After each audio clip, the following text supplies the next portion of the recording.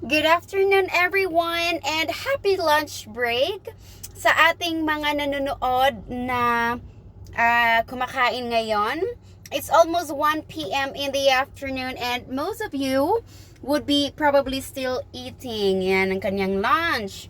So ano ba ang ating mga lunch dyan? Hopefully nakakain na kayo ng masarap. Yan. I just finished with my burger. May natira pa. And ano pang kinain ko? Oh, of course, I have my water here. Hindi pwedeng mawala yung aking water. Ayan.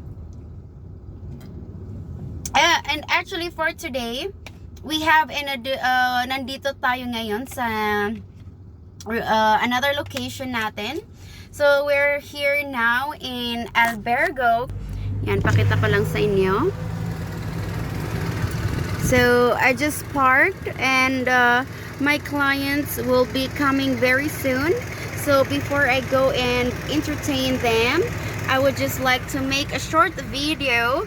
We're day 98 of our 100 days challenge into a million. Yan. And most of you people who have been watching my live videos and my other videos, I have been always talking about listening because that is our project. Okay, that is our project for the 100 days challenge. And since our 100 days challenge is almost up, we're left with 2 days. Oh my god, 2 days.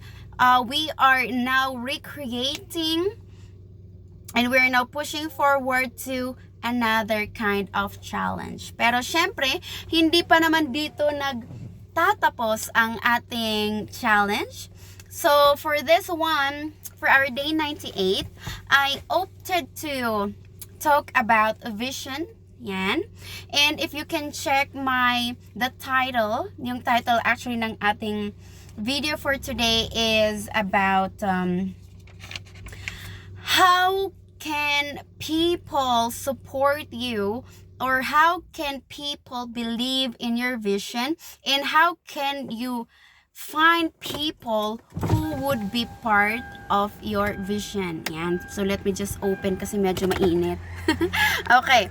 So that we're actually going to talk about, okay, habang nandito tayo sa parking ng Albergo, is how can one's vision be supported by people. Okay, kasi the vision is actually or it cannot be done, it cannot be put into action by just one person. And success of a person will always come from other people. Okay, so people help people to succeed, and because of that, the reason why we are doing our live videos and why we are doing videos every day consistently for the first 100 days is because we need people's support. We need people to believe in us, and we need people to support us as we push through and as we move forward in the project. Okay? So, kaya meron akong mga notes dito, right? I got some notes, and actually I acknowledge the Grant Cardone. Yan, isa siya sa mga lagi kong pinapakinggan everyday. Aside from Dave Ramsey, Belfort, yan yung mga nasa sales in marketing kasi na I always make sure that I learn from them, I hear from them, and from there I also try to put some ideas into my craft or into my work. Okay, so as you can see, meron akong notes dito, and I would like just to share how can we be able to actually find people, okay, in our case, finding capital partners who would actually believe 100% in what we are doing.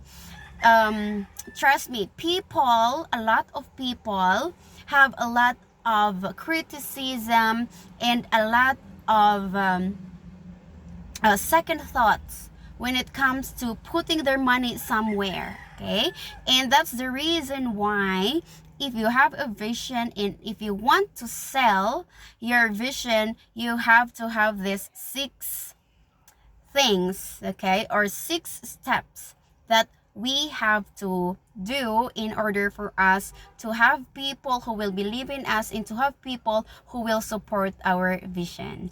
So number 1 is actually have an audience, or have a target people who would actually fit in that position that you're looking for.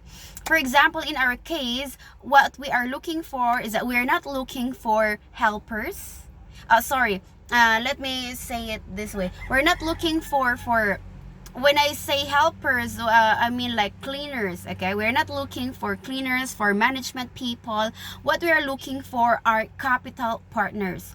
So, sa una pa lang, in our first thing is to have the vision, and second is to find the audience who will fit in order for the vision to come to pass, or in order for the vision to keep going. So in our case, our audience are actually the capital partners. Okay, so the capital partners. So we need to have an audience in order for you to tell your story. So it means to say that no audience means no money. Right? So you have to make sure that you have to find an audience that will fit in the thing that you are doing. An audience can be a capital partner in our part. An audience can be a financer. An audience can be real estate agents. Yan, depende doon sa audience na hinahanap mo that will fit in your vision. Yan. So, second is the trust. Okay? People will give their money, or people will put their effort. People will believe in the vision of a person if there is a trust involved. Okay? If there's a trust, there's always a trust involved in every kind of vision, or in every kind of situation that you are going to do.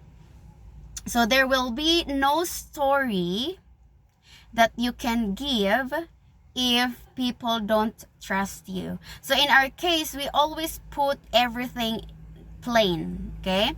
From the existing buildings, from the contracts, everything is clear before we go, or before we move to the next level. So that is the trust. There needs to be trust, or kailangan may trust before you can even offer what is the service or what is the product that you're about to open.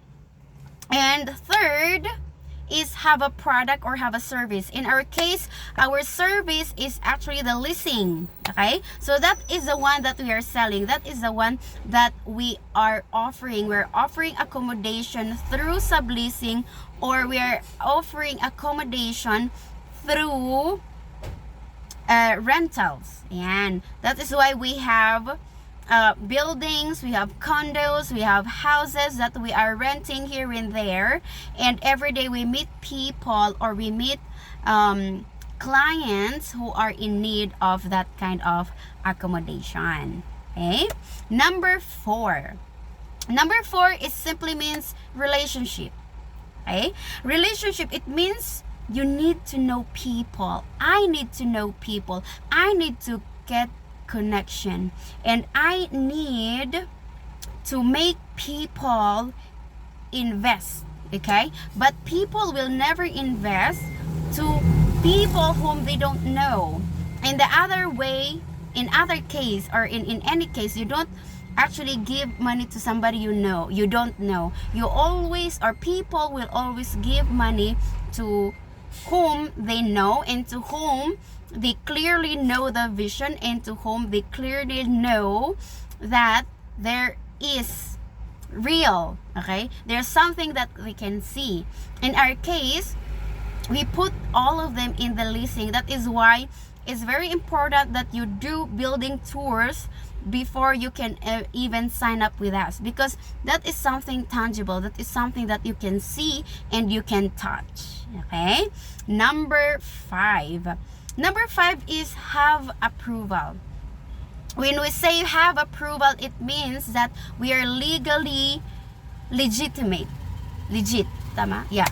We are legal, we are working legal, we are working as a legitimate accommodation place.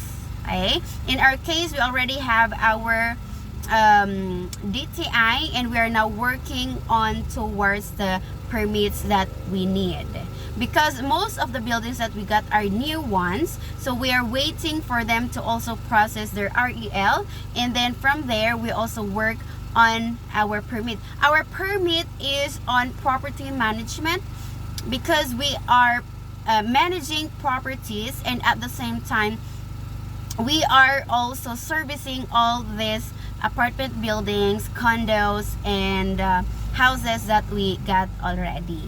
And of course, the last one, which is number 6, which is also very important, is give an offer. What do we mean by we give an offer? It means to say that we need to lay down the pros and cons. Okay, we need to offer something that they can see. We need to offer something that they can feel, that they can touch. That's very, very important. And in our case, we are very, very blessed, because the ones that we are working on with is not something that you can just imagine, or you can just think about, but it's something that you can touch and you can go and see with your own 2 eyes. And so that is about an offer. And second thing about giving an offer is that when you offer something, it's always 2 ways. You have your share, and the other person will have a share. There's no third way or fourth way about that. Every time you give an offer, it means to say that you are actually offering something that will benefit the other person. If the benefit will only go to you, then there's no sense of you giving such an offer.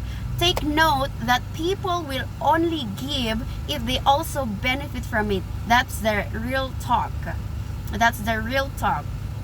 People will give if they know that they will also benefit from it. So everything is just give and take, give and take, and give and take. So there you go, guys. That's actually one of the things that I want to talk about. And this is a vision that we want. And if you want to know more about what we're doing, about the system, and about everything that is going on around our leasing projects, please come and support us, and please come and join our building projects and our building tours to Seize to Believe. Thank you so much, and have a blessed Tuesday, everyone.